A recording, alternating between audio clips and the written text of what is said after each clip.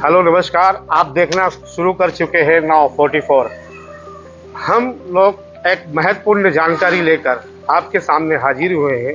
हम वही खबरें दिखाते हैं जो आपको जानना बहुत ज़रूरी है, ताकि और ग्रामीण क्षेत्र हो या शहरी क्षेत्र हो, वहाँ पर जाकर BLO घर घर जाकर जानकारी जुटा रहे हैं।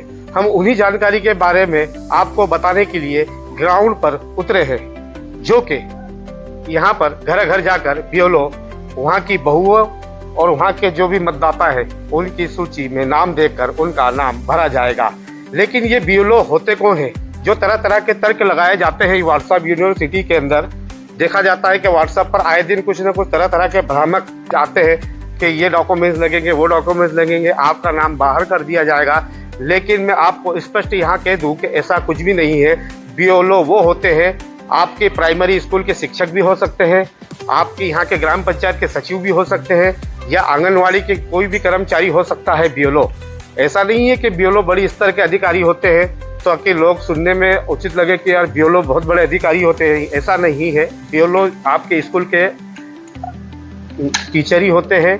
और यहाँ पर हम निकले हैं यहाँ की जानकारी जानने के लिए। आइए हम आपको पूरी खबर दिखाते हैं।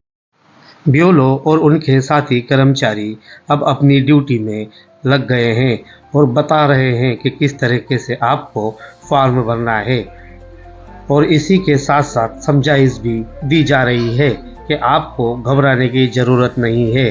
और ये जो हाथ में फॉर्म है, नामावली 2003 के अनुसार 2003 की नामावली सूची में उसके माता पिता, दादा दादी जो भी हो। हमारे साथ मौजूद है यहाँ के BLO जो कि स्कूल के टीचर हैं। हम इन्हीं से जानेंगे। सर, आपका नाम बताइए। मेरा नाम धन सिंह चौहान। अच्छा। 245 मतदान केंद्र, लुनेरा बुजुर्ग कन्या प्राथमिक शाला कक्ष क्रमांक 1। अच्छा सर, ये बताइए जी कि SR मध्य प्रदेश के अंदर भी लागू हो चुका है। बिल्कुल। SR की हम आपसे ये जानने के लिए निकले हैं कि SR की जो मध्य प्रदेश में प्रक्रिया, आप जैसे ग्रामीण क्षेत्रों में आप घूम रहे हैं, तो SR की प्रक्रिया आप हमारे दर्शकों को बताइए, किस तरह की प्रक्रिया होती है। SR कोई कठिन काम नहीं है, बहुत ही सरल काम है। इसमें डरने की कोई आवश्यकता नहीं है। वैसे मतदाता के घर जा रहे हैं, उनसे जो 40 वर्ष या 40 वर्ष से कम, जो 2003 के सर्वे सूची में नाम नहीं है, उन बहुओं का उनके मायके या पियर से, उनके माता पिता, दादा दादी, उनका 2003 की सर्वे नामावली का मतदान केंद्र क्रमांक, विधानसभा क्षेत्र क्रमांक और उसका मतदाता सूची में सरल क्रमांक जो आज वर्तमान में जीवित है, इतना चाहिए।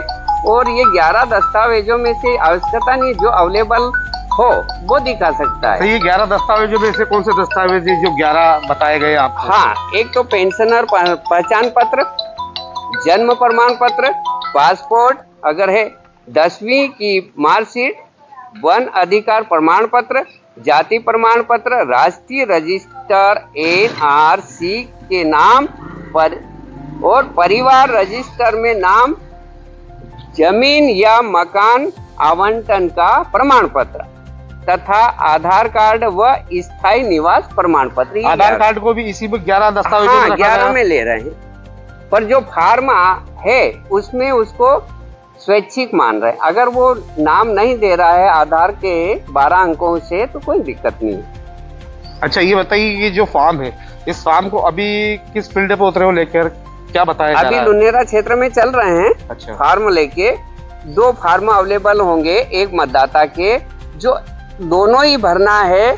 उसमें अगर वो वहाँ का है तो उसका बायां भाग भरा जाएगा, नीचे एक भाग में 2 विकल्प रहेंगे, और बाहर का है तो दायां भाग, उसमें वो जानकारी, बाकी जानकारी वही बताएगा। अगर वो सक्षम है तो खुद भर के दे देगा, नहीं तो BLO को बताना पड़ेगा। जैसे मैं यहाँ का मतदाता हूँ जी, मेरा 2003 में वोट नहीं आया है, मेरा पिताजी का वोट आया है जी, या मेरा नाम अपने आप जुड़ जाएगा, या फिर आप मुझे भी सर्वे करने के लिए घर पे पहुँचोगे? नहीं, आपका भी फॉर्म, प्रत्येक मतदाता का, जितने भी हमारे मतदान केंद्र में मतदाता है, प्रत्येक के 2 परत में फॉर्म आएंगे और वो भरना पड़ेगा। अच्छा, अभी जैसे एग्जांपल के तौर पे मेरा नाम नहीं है, मेरे पिताजी का नाम है जी, या फिर मेरा नाम बाई दिवस नहीं आता है जी, तो उसका क्या कारण रहेगा? नहीं, ऐसा कुछ नहीं, नाम तो आएगा।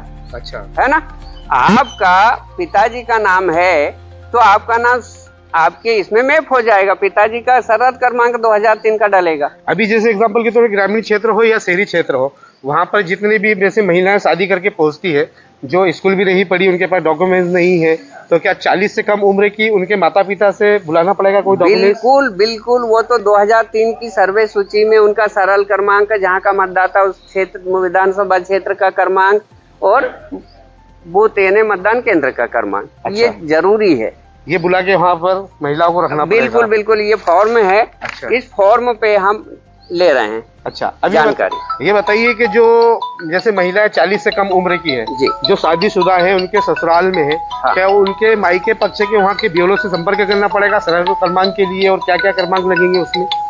बीएलओ से संपर्क जरूर करना पड़ेगा। उनके माता पिता को वहाँ का विधानसभा क्षेत्र क्रमांक, मतदान केंद्र क्रमांक और उसके माता पिता दादा दादी जो भी वर्तमान में जीवित है उनका मतदाता सूची में सरल क्रमांक, इतना ही लगेगा।